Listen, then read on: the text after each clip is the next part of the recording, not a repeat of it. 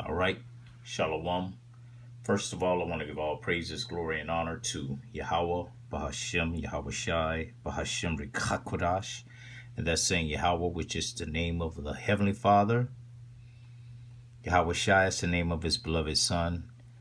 And Rawchaa Qadash is the name of the Holy Spirit, all in the ancient Hebrew tongue, the Rawchaa Qadash. I want to give double honors to the apostles and the elders of Great Millstone who taught us this truth and rule well. Peace and salutations to you, Akim, out here pushing this word in sincerity, truth, and in faith.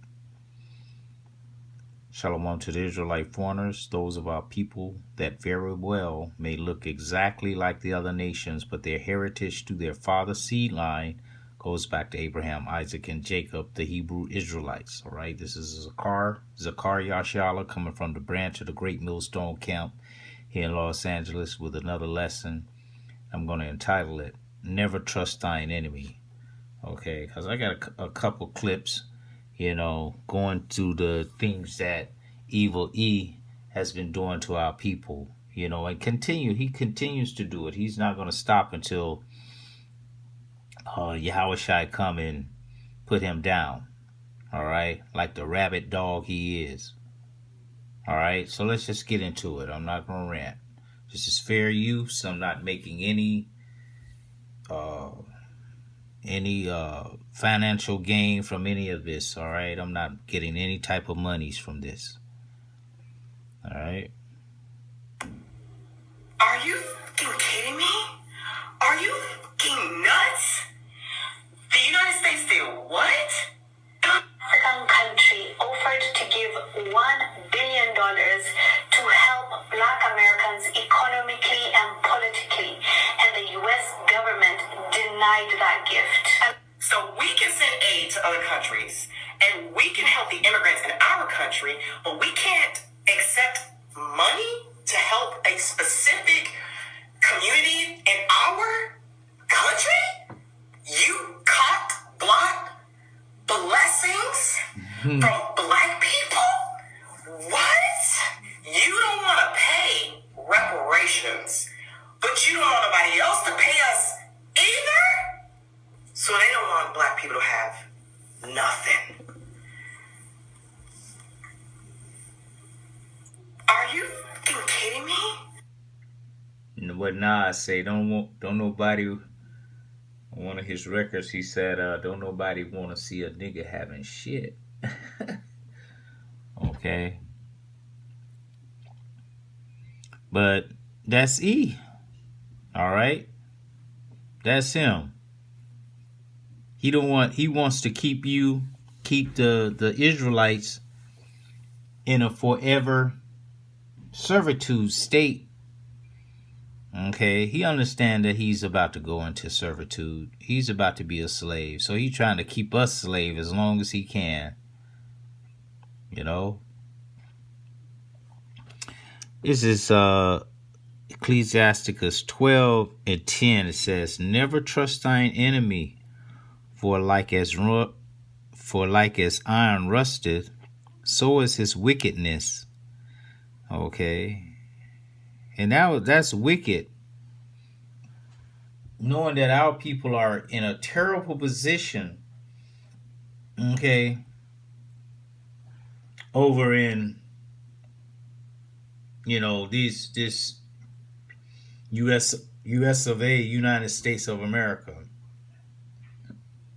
Okay? But they created it like that. They want it like that. They don't want us to rise up or to do better. Okay, they want us to be the butt of their joke. Okay, the jungle bunnies or whatever they want to call us, the coons. They want us to remain that so they can remain where they are. But, unbeknownst to most of them, that's just a pipe dream. Okay, they're about to lose their white privilege very soon. Okay. 11, though he humble himself and go crouching, yet take good heed and beware of him. Okay, that's talking about evil E. And thou and thou shalt be unto him as if thou hast wiped a looking glass, and thou shalt know that his rust has not been altogether wiped away. Set him not by thee, lest when he hath overthrown thee,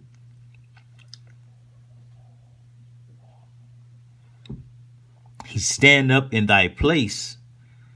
Okay, and that's what they did. They have our whole nationality walking around with it like it's like they the boys, they them boys. Okay, but they put ish at the back of it, cause they know. Neither let him sit at thy right hand.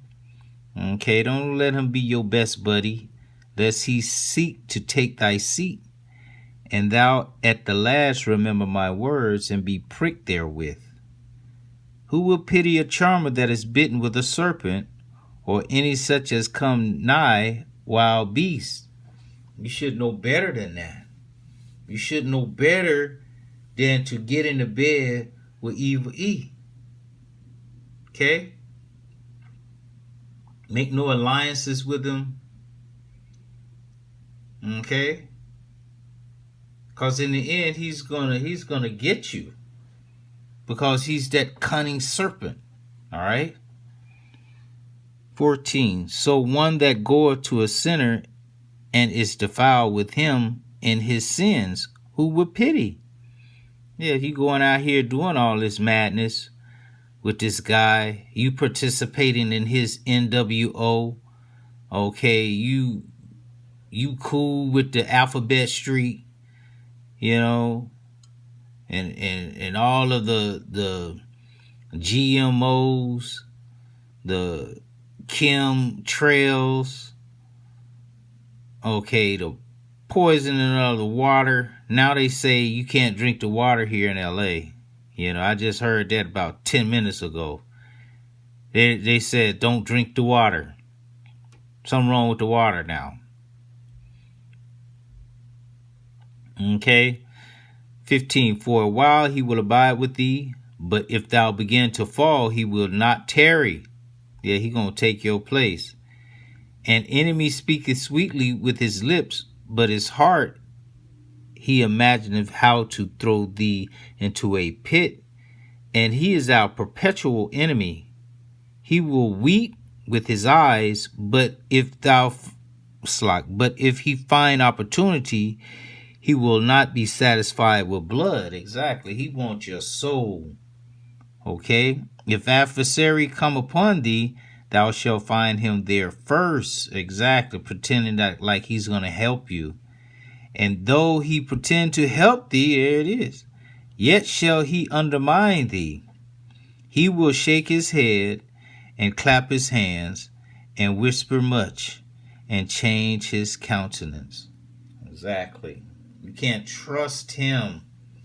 All right? He's our enemy. He's the sword that the Lord put against the nation of Israel. You so-called Negroes, Latinos, Native Americans, man. All right? Here's another clip. Judge in Chicago has been reassigned after mistakenly sending this picture stating my first ankle monitor with this little baby. This is the judge, Caroline Glennon Goodman. I don't know why she thought this would be funny. She also sent it to the wrong person. She thought she sent it to her friend. However, that wasn't the case. Now she's in trouble. She said that her husband thought this was a good Christmas humor. I don't know how this relates to Christmas. Why would it be Christmas humor? We're not sure here. She was a pretrial judge in Chicago's Cook County Jail since early 2024. Also, when she was a judge, over 50% of the cases of people that should have been in jail, according to prosecutors, were actually let out on an ankle monitor. How ironic is that? And now she's putting this baby boy on an ankle monitor as a joke? Shame on you, Judge. That's not funny.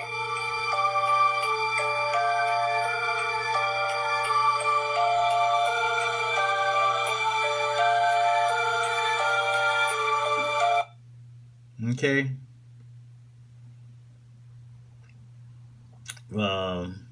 Pipeline to prison, school is. They did a comparison. I don't know if you guys seen it, but I'm sure a lot of people seen it, of comparing the school with prison. Same bus, same same bricks they used to. It's the same bricks they used to build a prison. They build a school with. Same bars on the. You got bars on the windows at school now.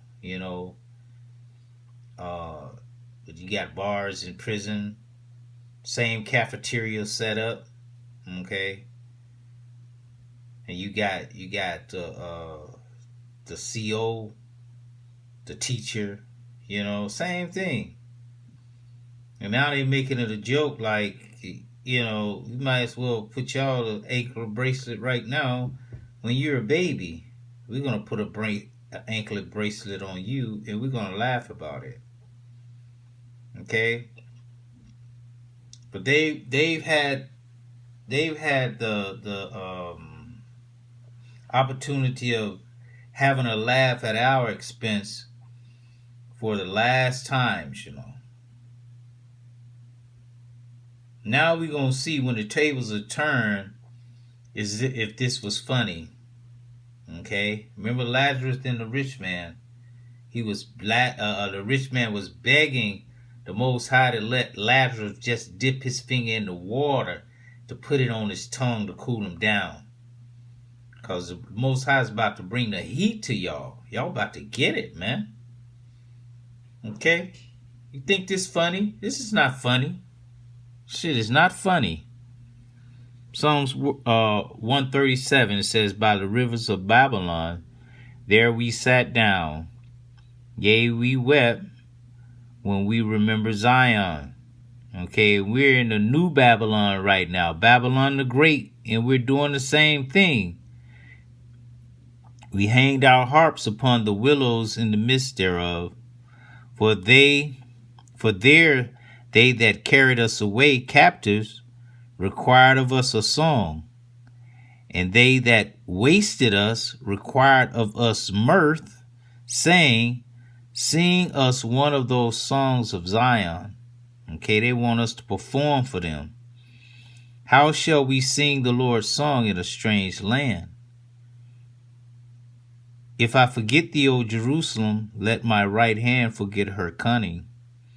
If I do not remember thee, let my tongue cleave to the roof of my mouth. If I prefer not Jerusalem above my chief joy. Remember, O Yahawah, Ba'ashem Yahawashi, the children of Edom, in the day of Jerusalem, okay, who said, race it, even to the foundation thereof. You read that up in Obadiah, okay? O daughter of Babylon, who art to be destroyed, that's where we are right now. Babylon the Great, the daughter of Babylon. Happy shall he be that rewardeth thee as thou hast served us. And you see how they serving us up. Okay? The first clip and the second clip. This is the future. This is how they want our children to end up, with a damn ankle monitor on. They're going to start them off early. Okay? Happy shall he be that taketh and dasheth thy little ones against the stones. Okay? Remember alligator bait? Okay? Cutting out women belly open while they hanging upside down in the tree and let the baby fall out and then stomp on the head of the baby. Okay? Castrating our men. Okay? Butt breaking them. Having our men have relations with their own mother and then make up a phrase, motherfucker. Just horrific torture. All right? And they still doing it to this day. And it's still funny because they still the devil. That's the thing. They're still the devil. Nothing changed. They did not change from being the devil just because it's a different time. No. They still have that same spirit in them. And it's a perpetual hatred for us. And they can't do anything about it. All right? It just is what it is. History of America is the history of rich white men telling not rich white people that their enemies are black and brown. It starts in the colonies of what would become the United States. Let's remember, during the colonial period, mid-1600s, there was no such thing as white people. I know some people who are now called white find that shocking, right? Because they think whiteness is real, right? But whiteness was created. Europeans didn't call themselves white. We didn't call ourselves white. We weren't all members of one big happy family. Are you kidding? Have you studied the history of Europe? The history of Europe was about killing each other. That's what we did in Europe. We just killed each other before we figured out there were other people to kill. We just killed each other, right? I mean, that was the history of Europe. The English hated the Irish, right? Northern Italians didn't even think that Southern Italians were Italians. The Germans hated everybody, and everybody hated their ass right back, right? There was no team called white, no race called white, but all of a sudden, in the middle of the 1600s, there was. Why? Why was it suddenly necessary to create this thing called the white race? Well, because rich people can count. That's why. And so rich folks looked around, the ones that owned all the land, you know, in the colonies, the colonial elite looked around and they realized something, that they were heavily outnumbered by African enslaved folks, by European indentured servants who were just one level above a slave, or other Europeans who weren't technically indentured servants, but they were still peasants, didn't have any money, didn't have any land, and they could do the math. They added it up and they were like, damn, we got to figure out a way to split these folks apart from one another or they're going to rise up and take our stuff, right? Because after a while, these black folks who were enslaved Africans and these quote-unquote white folks who were poor Europeans are going to figure out they're all getting played by these rich people, right? So ultimately, the rich figure out they got to come up with some way to get somebody in that group on their team. The easiest thing is to get the poor Europeans, right?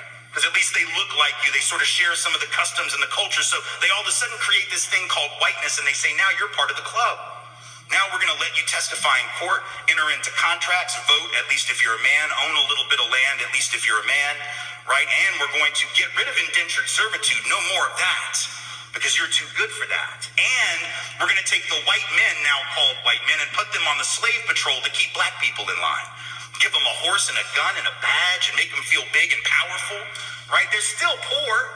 They still don't have anything. They didn't pay the slave patrol well, right? Just exploited them, used them as a buffer between the elite and the other poor folks, particularly poor folks of color. And pretty soon the rebellions that occasionally happened where black and white got together to overthrow the elite, those stopped because the divide and conquer had begun to work, right? You could turn people against each other by telling those poor white folks, they got to keep these black people in line.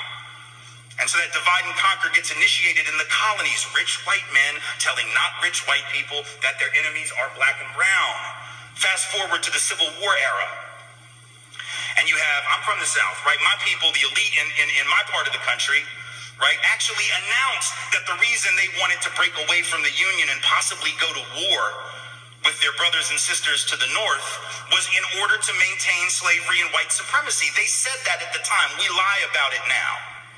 And we say it had nothing to do with that. But of course, at the time, they didn't have any shame about it, so they just said it openly, right? The vice president of the Confederacy, Alexander Stephens, said that the cornerstone of the new government was the great truth that the Negro was not the equal of the white man. So that's the reason the Confederacy was formed and existed. But here's the trick. If I'm rich and I want to go to war to protect my ownership in other human beings, my property, but you're poor and you don't own any enslaved people, why the hell would you go fight to protect my stuff? Because I'm a rich person. I'm not going to fight. Rich people don't go to war, right? Rich people get poor people to go to war for them, whether it's in 1860 or whether it's during the 1960s or whether it's today, right? Rich folks get doctors to write notes for them that say that they have heel spurs and that's why they can't go to Vietnam. And if you don't know who I'm talking about, you can Google that shit because he's sitting in the White House right now, right? Oh, I can't go fight. I have heel spurs. Send some poor kids to do that for me, please, right? So that's been a long-standing tradition. So the rich have to figure out a way to convince the poor to go fight for them. But that's a hard thing. That's like a hard sell, right? Like, how the hell, why would you do that? Why would you go fight to protect my property rights when you don't own anything? The only way you would do it is if that rich person comes to you and says, hey, listen, you gotta go fight because we gotta maintain our way of life, because if these people get free, they're gonna take your jobs. No, fool, they already got your job. That's how it works, right? Because if I'm white and I got to charge you $1 a day to work on the farm, but you can get a black person to do it for nothing because you own them, guess who got the job? Free got the job, right? So in a sense, poor white folks would have been better off joining with black folks to overthrow the slave system that would have raised the wage floor of all working people. But they got tricked by rich white men telling them that their enemies were black and brown. Fast forward to the 1930s. And you have white labor leaders. They're not even the elite, right? The labor leaders are not the elite, but they're the elite within the labor movement.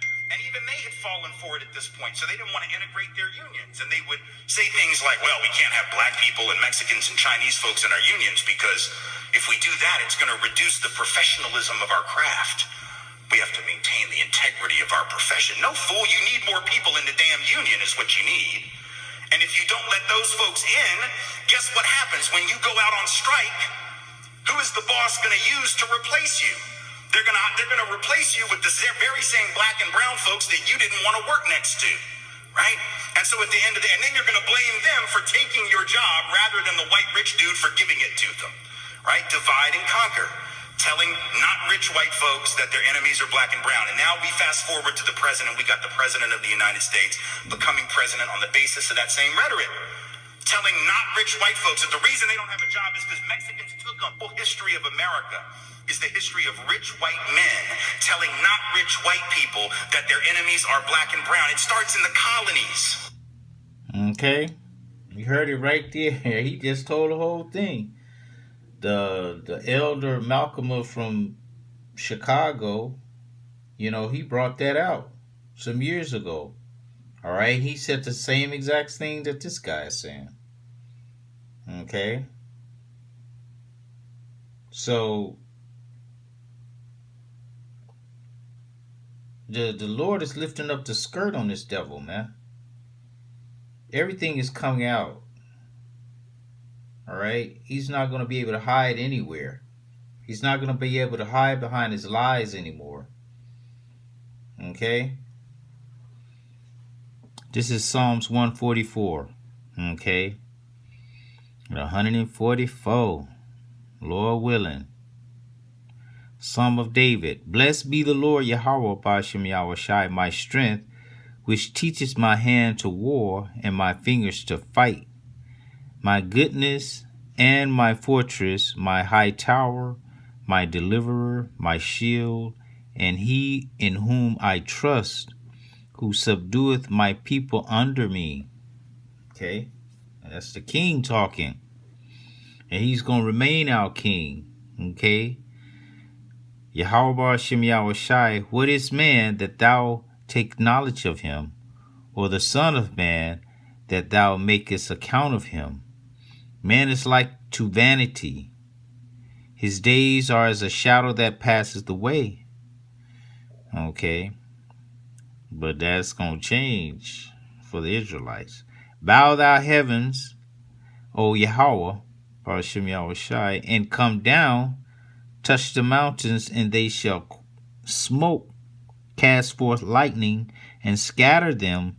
Shoot out thine arrows and destroy them. And that's what the Lord is about to do. He's about to shoot out his arrows, those 200,000 horsemen that you read about in Revelation. The 200 million ICBMs, okay? To put it plainly.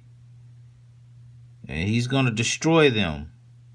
Send thy hand from above, rid me and deliver me out of great waters, from the hand of strange children. And those are the strange children, okay?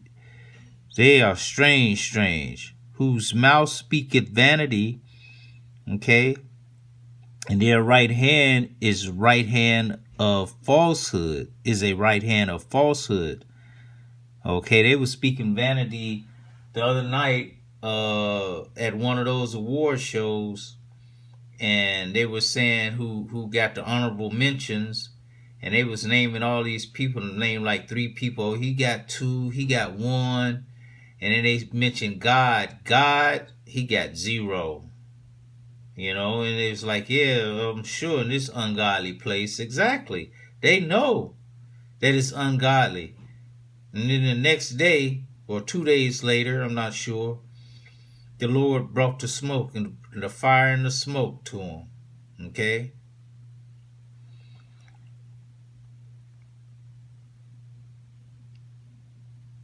It says, I'm going to read 5 again. Bow the heavens, O Yahawashi Yahawashi, and come down, touch the mountains, and they shall smoke. And that's what happened. The Lord touched those mountains over there, and they were smoking. Okay? It says, cast forth lightning and scatter them, shoot out thine arrows and destroy them. That's coming. Okay? Send thine hand from above, rid me and deliver me out of great waters, from the hand of strange children, whose mouth speaketh vanity, and their right hand is a right hand of falsehood. I will sing a new song unto thee, O Yahawah Ba'ashem Yahawashi. Upon a psaltery, and an instrument of 10 strings will I sing praise unto thee. Okay.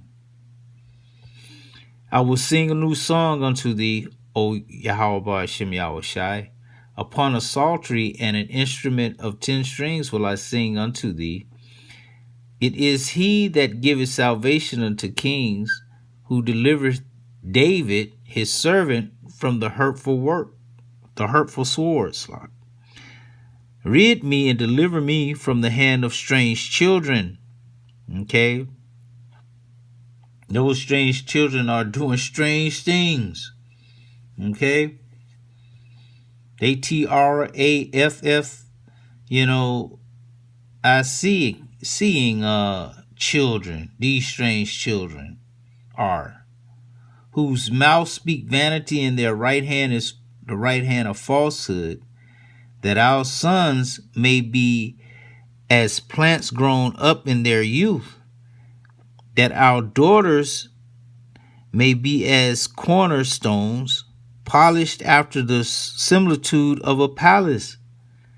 But our children can't grow up to be none of that with this damn devil in charge. That our garners may be full, affording all manner of store. That our sheep may bring forth thousands and 10,000s in our streets. That our oxen may be strong to labor, that there be no breaking in, nor going out, that there be no complaining in our streets. Happy is that people. Okay? And the Lord is going to make us happy like that. Okay? That is in such a case. Yeah, the Most High is going to put us in a good case. Yea, happy is that people whose power is Yahawashi Ba'ashem Yahawashi. Okay? So regardless of what they're doing, man, this is what's about to happen. The Lord is coming back to take this devil down, man. All right? And the evidence is plain. Okay? The signs and wonders are already here. If you don't know that we're in this time, then, I don't know. I don't know what to say. Isaiah 55:11, so shall my word be that go forth out of my mouth. It shall not return unto me void, but it shall accomplish that which I please, and it shall prosper in the thing whereto I sent it. Okay? These are the words of Yahawashi Ba'ashem Yahawashi, not mine. Wake up. Repent. The end is definitely near, man. We can't stress it enough, okay? Because we're getting closer and closer to Yahawashi Ba'ashem Yahawashi coming back. Okay, the time of Jacob's troubles. Oh, you about to see some troubles. You see, you can't drink the water. Take a chance on drinking the water and see what happens. Okay? And this is going to be implemented, I'm sure, very soon. They're going to make it mandatory. All right? This is already on the way. It's just a little cold right now, but it's going to heat up to this. The war of Armageddon. The war that ends all wars. Okay? So the kingdom of heaven can start to flourish. All right? So I'm going to end it right there, giving all praises, glory, and honor to Yahawah, Ba'Hashem, Yahawashi, Rawchaa Qadash. Double honors to the apostles and the elders of Great Millstone. Peace and salutations to you, Akim. We have to speak the kingdom of heaven into existence on the daily. So we're almost out of this piece. You know, Lord willing, it was an edifying lesson. Till the next time, I want to say, Shalom.